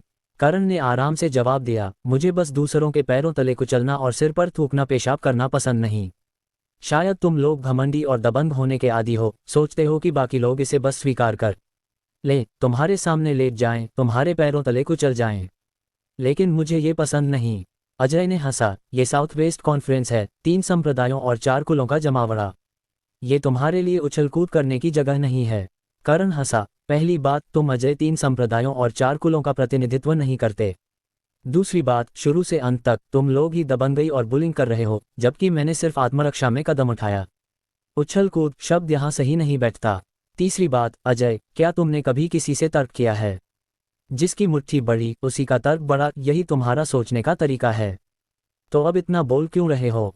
अजय ने दांत पीसे, सोच रहा था कि अगर करण के पास महान मास्टर की ताकत न होती तो वो बात करने की जहमत नहीं उठाता और सीधे करण के मुंह को तोड़ने के लिए दौड़ पड़ता। आसपास के लोग इस बातचीत से एक बार फिर हैरान थे। हालांकि दिया को लाड़ प्यार मिला था, लेकिन आखिरकार वो मानचंद की पीढ़ी की एक जूनियर थी और शेन्युन संप्रदाय का प्रतिनिधित्व नहीं कर सकती थी। लेकिन अजय, शेन्युन संप्रदाय के युवा मास्टर के रूप में और इतनी कम उम्र में मास्टर रियल में एक विशेषज्ञ होने के नाते पूरी तरह से शेन्युन संप्रदाय के चेहरे और इच्छा का प्रतिनिधित्व करता था। करण और अजय की बातचीत सुनकर ऐसा लग रहा था कि वे न केवल एक दूसरे को जानते थे, बल्कि पहले भी उनके बीच टकराव हो चुका था। करण ने अजय को जरा भी इज्जत नहीं दी और यहाँ तक कि उसे उकसाया भी। कमाल। अजय ने अपने पीछे खड़े बुजुर्ग के साथ नजरें मिलाईं और फिर तेजोम की ओर देखा। तेजोम ने हल्के से सिर हिलाया और आगे बढ़ा, करण, भले ही तुम महान मास्टर बन गए हो, लेकिन दुनिया में तुम्हें हराने वाले लोग कम नहीं हैं। बहुत घमंड मत करो। सबकी आंखें अविश्वास से चौड़ी हो गईं और उनके चेहरे के भाव हैरानी से भरे थे। महान मास्टर, ये जवान लड़का वाकई में एक महान मास्टर है। वो अभी 30 साल का भी नहीं हुआ, है ना? ये कैसे संभव है? लेकिन ये बात पासवान परिवार के पितृपुरुष तेजोम ने कही थी, ये मजाक नहीं हो सकता। मूनरेन संप्रदाय के अंशुल ने अनायास बोल पड़ा, वो एक महान मास्टर है। अंकु का चेहरा पीला पड़ गया, उसे अचानक एहसास हुआ कि उसने कितनी हास्यास्पद ढंग से घमंड किया था। वो वाकई में एक महान मास्टर को बाहर फेंकना चाहता था। उसने उसका अपमान भी किया। खत्म, सब खत्म। अंकु ने अनजाने में अपनी देह को सिकोड़ लिया, ये चाहते हुए कि कोई उसे न देखे और काश वो यहाँ कभी आया ही न होता। दया भी हैरान थी, खाली नजरों से देख रही थी और फिर उसने सिर घुमाया। सीनियर भाई अजय, वो वाकई में एक महान मास्टर है। अजय इसे स्वीकार नहीं करना चाहता था, लेकिन तथ्य तथ्य था और वो सिर्फ उदास चेहरा लिए सिर हिला सका। दया को तुरंत बेचैनी महसूस हुई। उसने करण के उदासीन चेहरे को देखा और अपने पहले के घमंडी शब्दों को याद किया। अचानक दया को अपने चेहरे पर जलन महसूस हुई और अनजाने में उसने हम किया, महान मास्टर होने में क्या खास है? मेरी परदादी तो जन्मजात महान मास्टर हैं। ये सुनकर आसपास के दर्शकों के चेहरों के भाव सूक्ष्म हो गए। ये थी एक लाडली और बिगड़ी हुई लड़की। हालांकि वो शेन्युन संप्रदाय से थी, लेकिन ये एक महान मास्टर था। करण की नज़र उसकी ओर मुड़ी और वो मुस्कुराया, वाकई महान मास्टर होना कोई बड़ी बात नहीं। लेकिन तुम जैसे 7-8 लोगों को एक हाथ से मार डालना मेरे लिए कोई मुश्किल नहीं होना चाहिए। तुम दया का चेहरा गुस्से से लाल हो गया और वो करण को घूर रही थी लेकिन जवाब नहीं सूझ रहा था। तेजोम ने बीच में आकर कहा, करण, एक पुरुष और महान मास्टर होने के नाते तुम्हें एक छोटी लड़की को तंग करने में शर्मिंदगी नहीं महसूस होती। अगर तुम इतने काबिल हो तो मेरे साथ प्रैक्टिस करो। करण ने हंसा, मैंने सुना है कि तुम्हारा पासवान परिवार शेन्युन संप्रदाय की चापलूसी करके महान मास्टर बना। अब देख रहा हूं तो ये वाकई सच है। शेन्युन संप्रदाय के लोग अभी सामने नहीं आए और तुम, तेजोम, अपने युवा मास्टर की रक्षा के लिए बेताब हो गए। हाँ, चापलूसी में अच्छा काम किया। तेजोम भले ही गहरी और चालाकी भरी सोच रखता हो, लेकिन करण के शब्दों ने उसे हैरान कर दिया। वो आखिरकार एक महान मास्टर था और कौन उसे सम्मान से नहीं देखता था। लेकिन करण ने सबके सामने उसे खुलेआम चापलूस कहा। आसपास के लोग और भी उत्साहित हो गए। ये वाकई में मजेदार होने वाला था। सब जानते थे कि करण ने जो कहा वो सच था, लेकिन तेजोम के सामने ये कहना पूरी तरह से अलग बात थी। युवा मास्टर की ही आज का ड्रामा वाकई में रोमांचक था। लग रहा था कि अब लड़ाई होने वाली थी। तेजोम ने करण को ठंडी नजरों से घूरा। तुम इतने घमंडी हो, सोचते हो कि महान मास्टर बन गए तो कोई तुम्हें कंट्रोल नहीं कर सकता। करण, लड़ने की हिम्मत है? करण ने ठंडे स्वर में पूछा। तेजोम, क्या तुम मुझे चुनौती दे रहे हो? तेजोम एक पल के लिए रुका, लेकिन शब्द तो कहे जा चुके थे और अब पीछे हटने का कोई रास्ता नहीं था। इसके अलावा उसे विश्वास नहीं था कि करण, जो अभी अभी महान मास्टर बना था, बहुत ताकतवर होगा। हाँ, मैं तुम्हें चुनौती दे रहा हूँ। लड़ने की हिम्मत है? सबकी एकाग्र नजरों के बीच करण ने हंसी। उसकी आंखों में ठंडी चमक थी। ठीक है, चलो लड़ते हैं। जिंदगी और मौत का फैसला अपने जोखिम पर। जिंदगी और मौत अपने जोखिम पर। सब हैरान रह गए। क्या ये मरने मारने की लड़ाई होने वाली थी? क्या करण इतना साहसी था क्योंकि तेजोम ने शेन्युन संप्रदाय की मदद की? क्या करण उससे मरने मारने की लड़ाई करना चाहता था? तेजोम भी हैरान था, लेकिन वो आखिरकार एक महान मास्टर था, तो करण के शब्दों से डरने वाला नहीं था। वास्तव में उसे थोड़ा उत्साह भी महसूस हुआ। जब करण ने ऐसा कहा तो क्यों न इस मौके का फायदा उठाकर उससे छुटकारा पा लिया जाए। पासवान परिवार और करण के बीच की दुश्मनी मल्होत्रा परिवार के खिलाफ उनकी लड़ाई के बाद और गहरी हो गई थी। तेजोम ने पहले करण को मारने की कोशिश की थी और यहाँ तक कि उसके लिए हथियारों को भेजा था। अब जब करण महान मास्टर बन गया था, वो निश्चित रूप से इसे छोड़ने वाला नहीं था। समय दिया जाए तो वो निश्चित रूप से तेजोम से बदला लेगा और शायद पूरे पासवान परिवार को इसमें घसीट लेगा। मल्होत्रा परिवार का उदाहरण उनके सामने था। तेजोम अच्छी तरह जानता था कि ये दिखने में जवान लड़का निश्चित रूप से आसान नहीं था। जब उन्होंने शुरू कर ही दिया था तो अब दो ही परिणाम हो सकते थे, या तो उसे नष्ट कर दो या वो तुम्हें नष्ट कर देगा। तेजोम ने हंसा, ठीक है, मैं तो बस तुम्हें सबक सिखाना चाहता था, लेकिन जब तुम मरने मारने की लड़ाई चाहते हो तो मैं तुम्हें ये मौका दूंगा। करण ने तेजोम को जरा भी इज्जत नहीं दी और तंज कसते हुए कहा, सबक सिखाना? संत बनने की एक्टिंग छोड़ो। उस वक्त जब तुमने देखा कि मैं ब्रेक थ्रू करने वाला हूं, तुमने मुझे रोकने के लिए मारने की कोशिश की, लेकिन तुम नाकाम रहे। अब तुम्हें थोड़ी घबराहट हो रही होगी। इस मौके का फायदा उठाकर मुझसे छुटकारा पाना चाहते हो? हाँ, मैं तुम्हें ये मौका देता हूं। अब ये तुम पर है कि तुम इसे पकड़ पाते हो या नहीं। करण के शब्दों से सबको आखिरकार समझ आया। तो करण और तेजोम के बीच पुरानी दुश्मनी थी। तेजोम ने पहले करण को मारने की कोशिश की थी ताकि उसका ब्रेक थ्रू रुक जाए, लेकिन वो नाकाम रहा। अब जब करण महान मास्टर बन गया था, वो निश्चित रूप से इस दुश्मनी का बदला लेने आया था। कोई आश्चर्य नहीं कि उसने जैसे ही बात शुरू की, मरने मारने की लड़ाई की बात की। ये करण वाकई में कमाल था। वो अभी महान मास्टर भी नहीं बना था, लेकिन तेजोम की हत्या की कोशिश से बच गया। तेजोम का चेहरा अचानक शर्मिंदगी से भर गया, लेकिन वो इतना उम्रदराज था कि करण के साथ बहस या गाली गलौज करने से, चाहे जीत हो या हार, उसकी बेइज्जती ही होती। बस बहुत हो गया, ये कब होगा? पास में किसी ने बीच में कहा, आप दोनों महान मास्टर्स हैं। अगर आपकी लड़ाई शुरू हुई तो इसका असर बहुत बड़ा होगा।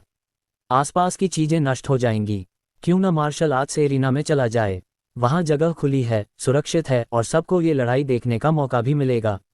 करण ने तिरछी नजर फेंकी और देखा कि एक सभ्य दिखने वाला अधेड़ उम्र का आदमी बोल रहा था। करण की तिरछी नजर देखकर उस आदमी ने मुस्कुराते हुए कहा, जियुए संप्रदाय, धनलाल। मिस्टर करण, पहले तो मैं आपसे माफी मांगता हूँ। जियुए संप्रदाय इस साउथ वेस्ट कॉन्फ्रेंस का मेजबान है और इसमें शामिल होने वाले सभी कल्टिवेटर्स हमारे मेहमान हैं। मून रेंज संप्रदाय ने तथ्यों पर विचार किए बिना मिस्टर करण को बाहर निकालने की कोशिश की, जो ठीक नहीं था। जियुए संप्रदाय मिस्टर करण को एक जवाब देगा। धनलाल के शब्दों के साथ ही अंशुल और अंकु के चेहरे तुरंत कागज की तरह पीले पड़ गए। धनलाल ने दोनों को सफाई देने का मौका नहीं दिया, बल्कि उसने अपनी उंगली तलवार की तरह उठाई और अंकु के डेंटियन पर ऊर्जा से प्रहार किया। अंकु चीखा और जमीन पर गिर पड़ा, उसका शरीर छलनी की तरह कांप रहा था। धनलाल तेजी से अंशुल के सामने पहुंचा और एक तमाचा जड़ दिया। अंशुल ने खून की उल्टी की और उसका पूरा शरीर ढीला पड़कर जमीन पर गिर गया। उसका रंग बेहद पीला था। आसपास के लोगों से आश्चर्य की आवाजें उठीं और सभी धनलाल के निर्णायक और क्रूर कदम से हैरान थे। सब देख सकते थे कि अंकु का डेंटियन नष्ट हो चुका था और वो अपनी बाकी जिंदगी एक साधारण इंसान बनकर जिएगा। जहां तक अंशुल की बात है, भले ही उसे अपंग नहीं किया गया, लेकिन वो तमाचा हल्का नहीं था। अंशुल अपनी चोटों के और बिगड़ने के साथ शायद काफी समय तक बिस्तर पर पड़ा रहेगा। दोनों को सजा देने के बाद धनलाल की नजर दिया के पीले पड़े चेहरे पर पड़ी और वो शांत स्वर में बोला, मुझे पता है कि शेन्युन संप्रदाय हमेशा से शेन्युन सिटी में दबंग और बेलगाम रहा है, लेकिन ये शेन्युन सिटी या शेन्युन संप्रदाय नहीं है। युवा मास्टर या युवा लेडी, अपने गुस्से को थोड़ा कंट्रोल करो। दिया का चेहरा राख की तरह सफेद हो गया और अजय का चेहरा गुस्से से भरा था, लेकिन वे बोलने की हिम्मत नहीं कर सके। धनलाल एक जीवे संप्रदाय का एल्डर था, एक महान मास्टर। वो जानबूझकर शेन्युन संप्रदाय के चेहरे पर तमाचा मार रहा था। दिया ने अंकु और अंशुल को करण से निपटने का आदेश दिया था, केवल ये कि करण ने इसका जवाब दिया और उनकी बेइज्जती की, जिससे मूनरेन संप्रदाय की इज्जत चली गई। हालांकि मूनरेन संप्रदाय के पीछे जीवे संप्रदाय था, तो इसका मतलब यह था कि जीवे संप्रदाय की प्रतिष्ठा को भी ठेस पहुंची। अंकु और अंशुल को सजा देकर खड़े होने से धनलाल जीवे संप्रदाय का निष्पक्ष रवैया दिखा रहा था, साथ ही मूनरेन संप्रदाय को चेतावनी दे रहा था और शेन्युन संप्रदाय के चेहरे पर तमाचा मार रहा था। मूनरेन संप्रदाय जीवे संप्रदाय से संबद्ध था, तो शेन्युन संप्रदाय मूनरेन संप्रदाय के सामने कौन सा बॉस बनने की कोशिश कर रहा था। और मूनरेन संप्रदाय की बात है, क्या तुम्हें नहीं पता कि तुम किससे संबद्ध हो? तुम दिया और शेन्युन संप्रदाय के चमचे बन रहे हो, उनके चापलूस। सजा नहीं मिलनी चाहिए, यहाँ तक कि अगर तुम चापलूसी करना चाहते हो तो क्या इसे सही से नहीं कर सकते? एक महान मास्टर जो अभी 30 साल का भी नहीं है, तुमने उसे उकसाने की हिम्मत की। तुम इसे संभाल नहीं सके और इज्जत खो दी। क्या मुझे इसे साफ नहीं करना चाहिए? अजय और दिया को डांटने के बाद धनलाल पीछे मुड़ा और हाथ जोड़कर बोला, मिस्टर करण, ये बस एक छोटी सजा थी, एक बड़ी चेतावनी के लिए। कृपया इस बात को दिल पर मत लो। करण ने हल्की सी मुस्कान दी, उसके शब्द भी उतने ही विनम्र थे। मिस्टर धनलाल, आप बहुत दयालु हैं। मैं जवान और आवेगी हूँ, जल्दबाजी में काम कर गया। अगर मैंने आपका अपमान किया हो तो कृपया इसे दिल पर न लें। धनलाल ने जोर से हंसा और कहा, आप क्या कह रहे हैं? आखिरकार ये सिर्फ इतना है कि मैं जीवे संप्रदाय इस आयोजन को अच्छे से होस्ट नहीं कर सका। ऐसा करते हैं, जगह बदलते हैं और मुझे मेजबान की भूमिका निभाने दे ताकि मैं अपनी माफी जता सकूं। जहां तक आप दोनों की प्रतियोगिता की बात है, आज आप आराम कर सकते हैं और तैयारी कर सकते हैं, और कल सुबह ठीक 10 बजे लड़ाई शुरू होगी। कैसा रहेगा? रेस्टोरेंट के विशाल प्राइवेट डाइनिंग रूम में धनलाल ने अपना गिलास उठाया। सब लोग, आइए मिस्टर करण को कल की लड़ाई में सफलता के लिए शुभकामनाएं दें। मौजूद लोगों के चेहरों के भाव सूक्ष्म थे। क्या इतना सीधे बोलना वाकई ठीक था? हम स्वाभाविक रूप से चाहते हैं कि करण जीते, लेकिन जीवे संप्रदाय के एल्डर के रूप में क्या ये थोड़ा बहुत सीधा नहीं है? क्या जीवे संप्रदाय और शेन्युन संप्रदाय के बीच अच्छे संबंध नहीं हैं? धनलाल ने सबके भाव देखे और हंसा। कई लोग शेन्युन संप्रदाय के दबंग व्यवहार को पसंद नहीं करते और ये आम बात है कि पासवान परिवार उनके अनुयायी हैं। आज तेजोम का कदम साफ तौर पर शेन्युन संप्रदाय के लिए इज्जत जीतने के लिए है। अगर मिस्टर करण तेजोम को सबक सिखा सकते हैं तो पता नहीं कितने लोग ताली बजाएंगे। सब हंसे और एक घूंट लिया। करण ने हंसते हुए कहा, मिस्टर धनलाल, आप जीवे संप्रदाय के एल्डर हैं, क्या आपको नहीं डर कि ऐसा कहने से टकराव और बढ़ेगा? धनलाल ने जोर से हंसा। कल्टीवेटर्स ताकत पर निर्भर करते हैं। पर्याप्त ताकत हो तो अपने मन की बात कहने में क्या हर्ज है? क्या वो छोटी लड़की सिर्फ इसलिए तुम्हें परेशान नहीं कर रही थी क्योंकि वो शेन्युन संप्रदाय से है और उसकी परदादी जनजात महान मास्टर हैं? करण ने टटोलते हुए पूछा, शेन्युन संप्रदाय के पास कितने जनजात मास्टर्स हैं? धनलाल ने सीधे जवाब दिया, शेन्युन संप्रदाय के पास 13 मास्टर्स और 3 जनजात मास्टर्स हैं। एल्डर मानचंद इस मीटिंग में शेन्युन संप्रदाय का प्रतिनिधित्व कर रहे हैं। हालांकि कहा जाता है कि मानचंद पिछली लड़ाई में घायल हो गए थे और इस बार मेडिसिन वैली में इलाज के लिए एकांतवास से बाहर आए हैं। करण हैरान था, उनकी ताकत वाकई में जबरदस्त थी, अकेले 13 मास्टर्स। कोई आश्चर्य नहीं कि वे इतने घमंडी और दबंग व्यवहार करते हैं। अरहान और बाकी लोग एक दूसरे की ओर देखने लगे, उनकी आंखों में आशंका थी। अरहान ने पूछा, मानचंद के अलावा शेन्युन संप्रदाय से इस बार और कौन आ रहा है? धनलाल हंसा, मानचंद शेन्युन संप्रदाय का प्रतिनिधित्व कर रहे हैं, साथ में एल्डर सूरज हैं। उसके अलावा कुछ युवा शिष्य हैं। आखिरकार ये सिर्फ एक मीटिंग है, कोई लड़ाई नहीं। 2 प्रतिनिधि काफी हैं। सबने राहत की सांस ली। आखिरकार 13 मास्टर्स और 3 जन्मजात मास्टर्स का जिक्र सुनकर वे डर गए थे।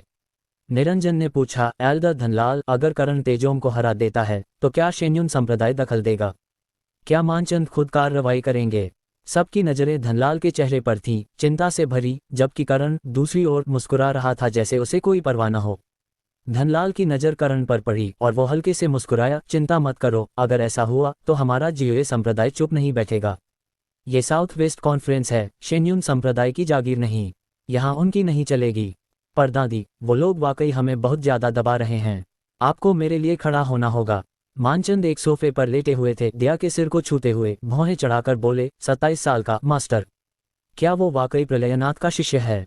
अजय ने सम्मानपूर्वक जवाब दिया, हाँ। मानचंद ने समान स्वर में कहा, नीला नीले से आगे निकल गया। प्रलयनाथ को थोड़ी प्रसिद्धि मिली है, लेकिन उसके पास ऐसी काबिलियत नहीं है। अजय ने धीरे से कहा, जियोए संप्रदाय के एल्डर धनलाल अचानक आए और करण और बाकियों को डिनर के लिए आमंत्रित किया। क्या वो करण को अपने पक्ष में करने की कोशिश कर रहे हैं? दूसरों की तलवार से हत्या करना। बगल में बैठे सूरज ने ठंडे स्वर में हंसा, जियोए संप्रदाय का हमारे शेन्युन संप्रदाय के साथ कई बार टकराव हो चुका है। अब जब कोई सामने आकर हमारे शेन्युन संप्रदाय के चेहरे पर तमाचा मार रहा है तो वे ये मौका कैसे छोड़ सकते हैं? दिया ने गुस्से में कहा, उसने हमारे सामने मूनरेन संप्रदाय की बेइज्जती की। ये मेरा चेहरा थप्पड़ मारने जैसा है और शेन्युन संप्रदाय का भी। सूरज ने दिया की ओर देखा, उसकी नज़र में थोड़ी नाराजगी थी। तुम्हारा चेहरा? तुम, एक छोटी लड़की का कौन सा चेहरा? जिस तथाकथित चेहरे की तुम बात कर रही हो वो क्या शेन्युन संप्रदाय का चेहरा नहीं है? अगर तुम इतनी बेवजह की जिद न करती और करण के लिए परेशानी खड़ी न करती तो क्या ये गड़बड़ होती? मानचंद ने समान स्वर में कहा, कल की लड़ाई बहुत महत्वपूर्ण है। अगर तुम, तेजोम, जीत गए तो सब यहीं खत्म हो जाएगा। अगर तुम हार गए तो करण का रौब और बढ़ेगा और जियोए संप्रदाय निश्चित रूप से करण का और ज्यादा समर्थन करेगा, करण का इस्तेमाल करके हमारे शेन्युन संप्रदाय के चेहरे पर और तमाचे मारेगा। बगल में बैठे तेजोम जल्दी से खड़े हुए और सम्मानपूर्वक जवाब दिया, एल्डर मानचंद, निश्चिंत रहें, मैं कल पूरी ताकत लगाऊंगा। अजय हंसा, वो लड़का अभी 10 दिन पहले ही मास्टर रियल्म में आया है। उसका रियल्म शायद अभी स्थिर भी नहीं हुआ होगा। वो मिस्टर तेजोम का मुकाबला कैसे कर सकता है? मिस्टर तेजोम, उस वक्त कृपया कोई रहम न दिखाना। भले ही तुम उसे मार न डालो, कम से कम उसे अपंग कर दो, वरना हम इस भड़ास को निकाल नहीं पाएंगे। तेजोम हंसा, उसका मुझसे अभी दुश्मनी है और ये पासवान परिवार की सुरक्षा और शेन्युन संप्रदाय की इज्जत से जुड़ा है। मैं निश्चित रूप से कोई रहम नहीं दिखाऊंगा। एल्डर मानचंद, निश्चिंत रहें, मैं उसे मार्शल आर्ट्स एरिना से अपने पैरों पर निकलने नहीं दूंगा। दिया ने घृणा से कहा, इसे अपाहिज बना दो पर कुत्ते की तरह रहने दो। मैं चाहती हूं कि वो ऐसी जिंदगी जिए जहां वो न जी सके न मर सके, जिंदगी भर पछताए और बाकी लोग हमारे शेन्युन संप्रदाय को नाराज करने का अंजाम देखें। करण डिनर कर रहा था और उर्मिला का मैसेज देखकर मुस्कुराया। उर्मिला, अरे जाओ और जीत जाओ, तुम जरूर जीतोगे। करण, तुम्हें तुम्हारे भाई ने बताया है ना? उर्मिला, हाँ, सुना है तुम आज सुबह पासवान परिवार के उस बूढ़े मास्टर से भिड़ने वाले हो। मैं तुम्हें चीयर करने आना चाहती थी पर सोचा तुम पहले से ही काफी मुसीबत में हो, मैं और नहीं बढ़ाती। करण, ये लड़ाई तो देर सबेर होनी ही थी। जब मौका मिला है तो क्यों न इसे अभी निपटा लूं। मेरी अच्छी खबर का इंतजार करो। उर्मिला, सुना है गोयल परिवार ने तुम्हारा साथ नहीं दिया, जैसा जायसवाल, चटर्जी और पांडे परिवार ने दिया। तुम नाराज तो नहीं हो? करण, नहीं, बिल्कुल नहीं, बल्कि मैंने राहत की सांस ली। उर्मिला, क्यों? करण, अगर वो बिना नतीजे या कीमत सोचे मेरा साथ देते तो बाद में जब वो बड़ों की तरह बर्ताव करने लगते उनके खिलाफ जाना मुश्किल होता। अब तो सब आसान है, मुझे कोई बोझ नहीं। तुमने उनसे कुछ कहा था क्या? लगता है तुम्हारे पापा और गोयल परिवार के बूढ़े मास्टर मुझे अजीब नज़रों से देख रहे थे। उर्मिला, मैंने तो बस उन्हें डांट दिया। अच्छा है तुम गुस्सा नहीं हुए। हमारा रिश्ता सिर्फ हम दोनों का है, बाकियों से कोई लेना देना नहीं।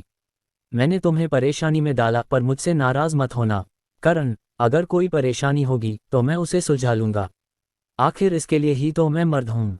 उर्मिला, अरे तुम तो कमाल हो, अगली बार मैं तुम्हारे लिए काले सिल्क स्टॉकिंग्स पहनूंगी। करण हंस पड़ा। उर्मिला सचमुच मर्दों का दिल समझती थी। औरत की परेशानी का भरोसा अपने मर्द पर होता है, लेकिन परिवार की मुसीबत को वो खुद सुलझा सकती है, बिना अपने मर्द को परेशान किए। उसके सामने बैठे हरीश ने हंसते हुए कहा, लड़ाई से पहले तुम इतने रिलैक्स और खुश हो, लगता है आज कोई दिक्कत नहीं होगी। करण मुस्कुराया, तेजोम तो बस एक चौकीदार है। अगर मैं उसे हरा दूंगा तो उनका मास्टर तो सामने आएगा ना, वरना उनकी पूरी इज्जत चली जाएगी। तेजोम को हराना मुश्किल नहीं, असली मुसीबत तो उसके पीछे की परेशानियों से निपटना है। हरीश ने हल्के से हंसा। धनलाल ने नहीं कहा था कि मेडिसिन वैली बीच में आएगी। करण ने हल्की मुस्कान के साथ कहा, वो तो बस मुझे एक टूल की तरह इस्तेमाल कर रहे हैं, इसे सीरियसली मत लो। हरीश की आंखें चमकी, वो हंसा। करण भाई, तुमने सब समझ लिया। मुझे डर था कि तुम्हारी उम्र कम है, शायद तुम ये न समझ पाओ। करण हंसा। दुश्मन का दुश्मन दोस्त होता है। भले ही हम एक दूसरे का इस्तेमाल कर रहे हों, फिर भी ये ठीक है। नाश्ते के बाद करण साउथ वेस्ट कॉन्फ्रेंस के मार्शल आर्ट्स एरेना में गया। भले ही अभी 10 बजे में थोड़ा वक्त था, लेकिन एरेना के आसपास सैकड़ों लोग पहले ही जमा हो चुके थे। करण भाई, अगर तुम ये लड़ाई जीत गए तो साउथ वेस्ट में ही नहीं, पूरे देश में मशहूर हो जाओगे। करण ने मुस्कुराकर सिर हिलाया। करण को मशहूरी नहीं चाहिए थी। मशहूरी से प्रभाव तो मिलता, लेकिन इससे उस पर ध्यान भी बढ़ जाता। करण को अभी अपनी पहचान की जांच करनी थी और वो नहीं चाहता था कि उसकी हर हरकत पर नजर रखी जाए। करण की नज़र भीड़ पर पड़ी और अचानक उसका दिल हिला। उसने मुड़कर पूछा, एल्डर हरीश, क्या तुम मून रेन सेक्ट के उपमन्यु को जानते हो? हरीश हंसा। हाँ, कुछ बार मिला हूँ। करण, क्या तुम देख सकते हो कि वो यहाँ है? हरीश ने मुड़कर भीड़ को स्कैन किया। थोड़ी देर बाद वो हंसा। दाईं तरफ, उस खंभे के पीछे, वो सारे मून रेन सेक्ट के लोग हैं। कुर्सी पर बैठा वो सफ़ेद बालों वाला बूढ़ा उपमन्यु है। करण ने हरीश की बताई दिशा में देखा और जल्दी ही उपमन्यु को देख लिया। उपमन्यु लगभग 80 साल का लग रहा था, सफ़ेद बाल, चेहरा गुलाबी, जैसे कोई अमर साधु हो। जब करण की नज़र उपमन्यु पर पड़ी, उपमन्यु की नज़र भी उस पर टिकी और उसके चेहरे पर शक और सोच का भाव आया। करण ने आंखें थोड़ा सिकोड़ा, सोचा और उपमन्यु की तरफ बढ़ गया। वो इस मौके का फायदा उठाकर उपमन्यु को न्योता देना चाहता था, लेकिन करण अभी कुछ कदम ही चला था कि उपमन्यु का चेहरा अचानक बदल गया। वो झट से खड़ा हुआ और तेजी से चला गया, जैसे भाग रहा हो। करण हैरान रह गया, ये क्या माजरा है? नजरें मिलते ही ये भाग क्यों गया? उपमन्यु जिस तरह उसे देख रहा था, उससे करण के दिमाग में एक ख्याल आया। वो और उसके पिता इंद्रजीत दिखने में काफी हद तक एक जैसे थे, और जब उपमन्यु इंद्रजीत को जानता था, तब इंद्रजीत की उम्र करण जितनी ही थी। यानी करण का मौजूदा चेहरा इंद्रजीत से मिलता जुलता होगा। क्या उपमन्यु ने उसे पहचान लिया? उसका भाग जाना कई सवालों का जवाब दे रहा था। इतनी नजरों के बीच करण उपमन्यु का पीछा नहीं कर सकता था, इसलिए उसने रुककर ऐसा जताया जैसे कुछ हुआ ही ना हो। किसी ने इस सीन को नोटिस नहीं किया। दूर खड़ा उपमन्यु करण को रुका देखकर राहत की सांस लिया। उसने फोन निकाला, एक नंबर डायल किया और कांपती, डरी हुई आवाज में बोला, मैंने इंद्रजीत के बेटे को देख लिया। फोन से एक गहरी मर्दाना आवाज आई, कहाँ? तुम्हें यकीन है? उपमन्यु ने धीरे से कहा, मैं साउथ वेस्ट कॉन्फ्रेंस में हूँ। उसका नाम करण है। वो बिल्कुल इंद्रजीत जैसा दिखता है, उम्र भी वही। गहरी आवाज ने सोचते हुए कहा, वो तुम्हारे लिए आया है। उपमन्यु, उसने मुझे घूरा और मेरी तरफ आने लगा। मैं घबरा गया और भाग आया। मुझे लगता है वो मेरे लिए आया था। वो आदमी हंसा, तुम भागे क्यों? उसे जो पूछना है बता दो। अगर वो अपने माता पिता का बदला लेना चाहता है तो उसे मेरे पास भेज दो। उस हरामी को मैंने उस वक्त नहीं मारा और मुझे 10 साल तक तकलीफ झेलनी पड़ी। इस बार मैं उसे अपने हाथों से कुचल दूंगा। योजक चिन्ह, योजक चिन्ह, योजक चिन्ह। उपमन्यु वापस आ गया। करण हैरान था कि उपमन्यु अपनी सीट पर लौट आया था और इस बार उसने करण की नजरों से बचने की कोशिश नहीं की। ये क्या हो रहा है? करण दोबारा उसके पास नहीं गया, क्योंकि वक्त हो चुका था। शेन यून सेक्ट और पासवान परिवार के लोग मार्शल आर्ट्स एरेना में आ चुके थे, जिनमें दिया, अजय और बाकी लोग शामिल थे। उनकी आंखों में करण के लिए नफरत और बुरा इंतजार करने की भावना थी। 10 बजने में बस थोड़ा वक्त बाकी था। करण ने एरेना के बीच में जाने का फैसला किया। तेजोम, जो हार का मौका नहीं देना चाहता था, भीड़ से निकलकर करण की तरफ बढ़ा।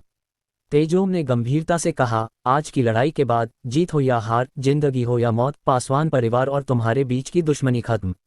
ठीक है। करण ने हल्के से मुस्कुराया, बस तुम बीच में भाग मत जाना। भीड़ हैरान रह गई। कितना बड़ा मुंह! लगता है उसे यकीन है कि तेजोम उसका मुकाबला नहीं कर सकता। तेजोम ने तंज कसा, जवान, तुम्हें कुछ पता नहीं। कौन जीतेगा कौन हारेगा, ये लड़ाई के बाद पता चलेगा। करण हंसा, बकवास बंद करो, वक्त बर्बाद मत करो।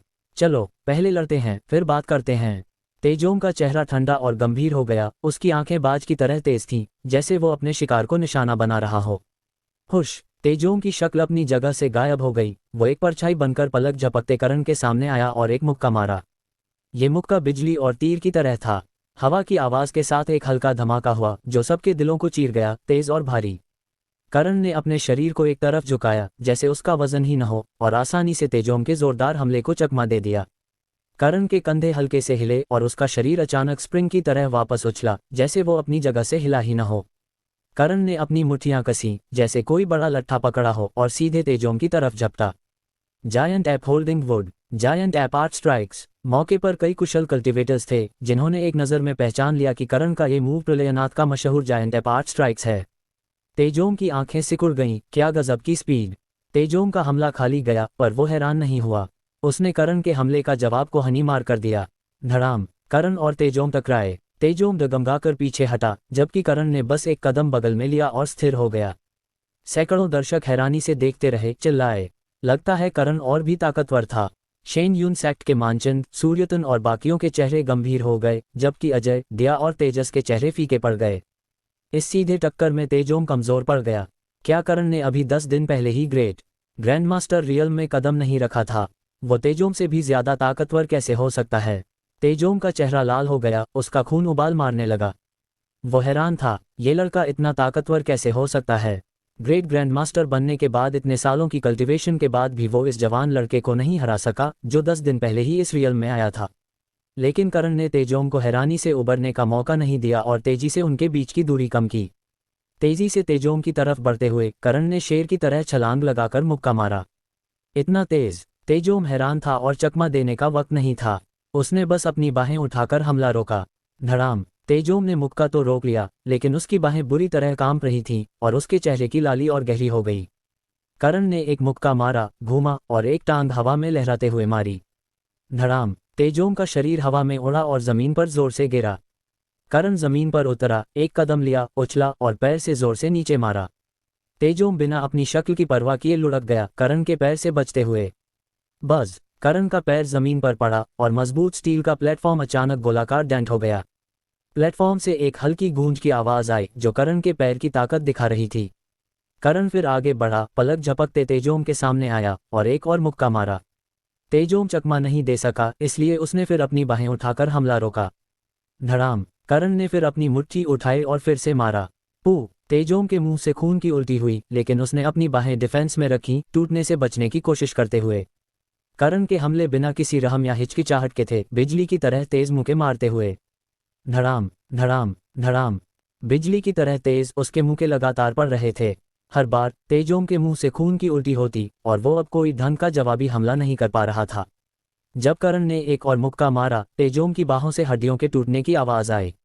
करण ने मुट्ठी से हथेली बनाई, तेजोम के डेंटियन पर निशाना साधा। रुको! एक शक्ल तीर की तरह उछली, सीधे करण की तरफ बढ़ी। वो शक्ल आने से पहले एक ऊर्जा से भरा मुक्का घंटी की तरह गूंजता हुआ करण की तरफ आया। करण की नज़र चाकू की तरह थी, उसने पीछे से आने वाले हमले को पूरी तरह नज़रअंदाज किया और तेजोम के पेट पर साफ हथेली मारी।